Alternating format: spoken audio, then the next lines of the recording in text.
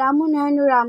আমি প্রথমে আমার ঠাকুরকে জানাই আমার প্রণাম এবং আপনাদের সকলকে জানাই বৈদিক অভিনন্দন। রাম ও নয়ন রাম এই বলে আমি আজকের তত্ত্ব আলোচনা শুরু করছি। এই সংসারের সমাজের সংস্কারের ভেতর এই প্রকৃত বুঝকে বুঝবার জন্য যে সমস্ত ভাষার ও ভাবের উদ্ভব, সৃষ্টিরই যখন এই আর একজাতীয় সৃষ্টির পরিচয় দিচ্ছে, ভাবকে প্রকাশ করবার জন্য আর একজনের নিকটে শব্দের ভেতর দিয়ে নানা শব্দে ও ভাষাতে, সুতরাং শব্দ কি ভাষা বোঝাবুঝিতেও এর প্রয়োজনীয়তা রয়েছে। প্রয়োজনীয়তা যখন উপলব্ধি করে নেওয়া হচ্ছে, সেই প্রয়োজন দিয়েই মূলকে বুঝে নিতে হবে।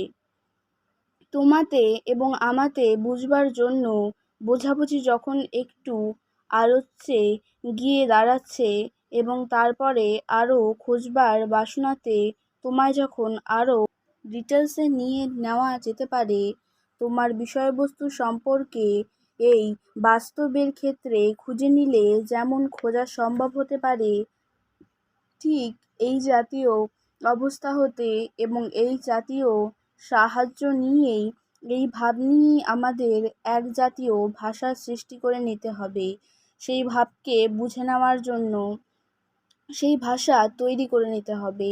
সেই বুঝকে তখন বুঝে নিতে হবে, যে বুঝেতে বুঝে রয়েছে, এবং পরিচয় ঠিক সেইভাবে করে নিতে হবে।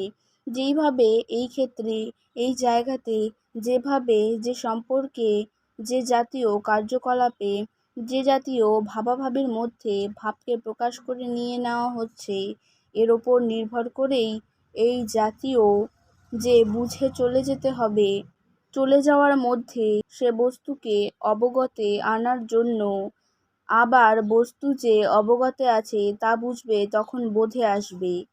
তাই আলাপের প্রতিটি ক্ষেত্রে যখন যে বিরাজ করে, প্রয়োজনের তাগিদেই তার একজনকে জিজ্ঞেস করে তার বার্তাকে জেনে নেওয়া হয়।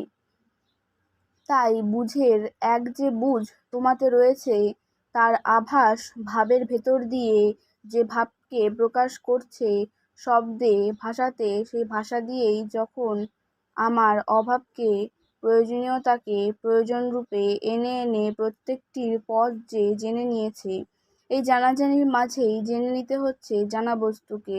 তাই জানার পথে জানাকে জাগিয়ে জেনে যাওয়া সাধনা নাম এই ক্ষেত্রেই অভিহিত হচ্ছে। তাই আমাদের ক্ষেত্রে সেই অবস্থাকে এনে সেই সাধনাতে মেনে যেতে হবে। যা সাধাতে আছে তাই সাধ্যে আনতে হবে, এভাবে তিনি আমাদের সব সময় এই সমস্ত বোঝাতেন। বহু সম্প্রদায় হতে বহুজন এসে এই মহানের সাথে আলাপ আলোচনা করেছেন এবং তারা প্রত্যেকেই যে তৃপ্তিজনক আলো পেয়েছেন তা দেখেছি। তিনি বলতেন, যে অবস্থাতে ব্যক্তি বিশেষে যে যার পরিচয় দিচ্ছে, এক জাতীয় পরিচয় তো ঠিকই দিয়ে যাচ্ছে। একজন সন্ন্যাসীর বেশে ত্যাগের ভেতর দিয়ে দেখাচ্ছেন তিনি সন্ন্যাসী। একজন ভাবে পড়েছেন, তার ভেতর দিয়ে দেখাচ্ছেন মাতৃ আবির্ভাব। এও এক জাতীয় সাধনা। কি ছলনাতে কি প্রবঞ্চনাতে একটা পরিচয় তো প্রকারান্তরে দিয়েই যাচ্ছে। কতটুকু গ্রাহ্যে এসেছে এবং সে জিনিসটা বোঝাতে চাচ্ছে, সেই স্বরূপটিকেই তাকে বুঝিয়ে দেওয়ার জন্য এবং স্বরূপ সম্পর্কে যে সমস্ত ডেফিনেশন রয়েছে, তাতে যা যা ওর বুঝের মধ্যে আছে, সেই বুঝটুকুই ওদের জানিয়ে দেওয়ার জন্য, এবং সেটুকু যে প্রকাশ করছে সেই শিবভাবে মাতৃভাবে সেই দশার ভাবের ভেতর দিয়ে। তোমার এই অবস্থা ছলে যদি হয় তবে ঠিক আছে, নকল যদি হয় এই অবস্থার জন্য তুমি ঠিক আছো, মিথ্যার জন্য যদি হয় তবেও ঠিকই আছো। তিনি নানাভাবে প্রত্যেকটি অবস্থাকে তার গুণ যা রয়েছে তাই তিনি ভাগে ভাগে বোঝাতেন ও বুঝিয়ে দিতেন। তিনি আরও বলতেন, তোমার বুঝ যখন এখানে রয়েছে, জেনে নিচ্ছ, ওই বুঝটুকুনো হতে এই জাতীয় বুঝে কেন এলে? সংশোধন রূপ যে ভাষা ব্যবহার করছো, সেখানে তোমার এই অবস্থার জন্য সেই বস্তুকে এই জাতীয় চেহারায় দেখিয়ে তুমি তোমার বিষয়বস্তুতে সজাগ থাকো। তবে যদি তুমি বলো ওই বস্তু দ্বারা আমি জগৎকে দেখাবো, ওই বস্তুকে কেন উপহাসে পরিণত করছো?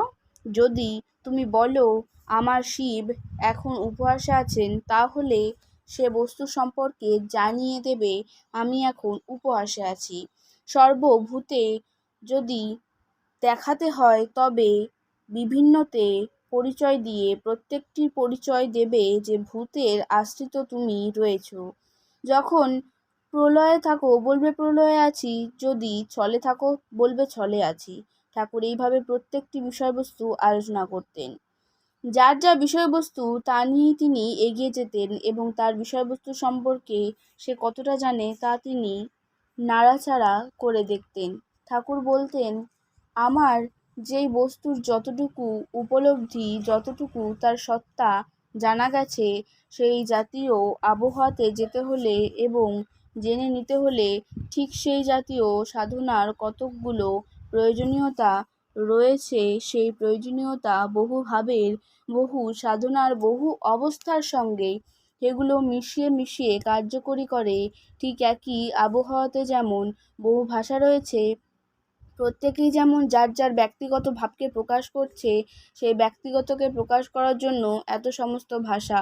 ভাবও এক, ভাব এক, ভাষা এক, বিভিন্ন জায়গার বিভিন্ন ভাষা একই ভাবকে প্রকাশ করার জন্য। তাই সাধনাও ঠিক সেই জাতীয়তার মধ্যে রয়েছে। কেউ মূর্তির ভেতর দিয়ে আসছে, কেউ শূন্যের ভেতর দিয়ে আসছে, কেউ নাস্তিকতার মধ্য দিয়ে আসছে, অজস্র পথের মধ্য দিয়ে আসছে। আসার পথে যে বিঘ্ন, সেটুকু ছুটিয়ে দেওয়ার জন্য যা দরকার এমন একটা চ্যানেল করে নিতে হবে, যাতে সেই চ্যানেলে গেলে তার সমস্ত জলের গতির মতো তার গতি যেন বয়ে যেতে পারে। সেই চ্যানেলে যেন তাকে সাগরের মুখে নিয়ে পৌঁছে দিতে পারে। ওই জাতীয় একটা চ্যানেল করে নিতে হবে, যেখানে যেখানে জানা অজানার মধ্যে বিরাজ করছে বিভিন্ন বাধাতে বিভিন্ন রকম পথ এসে দাঁড়িয়ে যেতে পারে। আজকের তত্ত্ব আলোচনা আমি এখানে শেষ করছি। দেখা হচ্ছে পরের ভিডিওতে। ভালো থাকবেন, সুস্থ থাকবেন। রাম ও নারায়ণ রাম। প্রতিদিন এরকম নতুন নতুন ভিডিও দেখতে হলে আমার চ্যানেলটিকে সাবস্ক্রাইব করবেন, পাশে থাকা বেল আইকনটি প্রেস করবেন, ভালো লাগলে শেয়ার করবেন। ধন্যবাদ।